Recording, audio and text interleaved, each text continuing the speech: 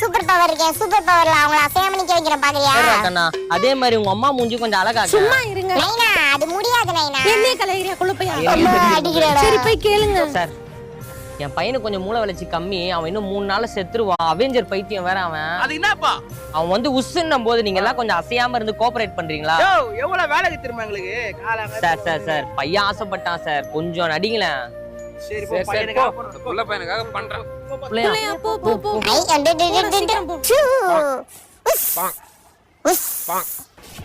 அம்மா பயமா இருக்கு. சீ கருவோம். ஐ அப்பா ஐட்டா இருக்குது ஏற முடியல. முன்னாடி அவங்க கிட்ட போய் ஏறி உட்கார்ந்துட்டு இருக்கான். ஏங்க குழந்தை விளையாடுறாங்க. சரி ஐ பொண்ணு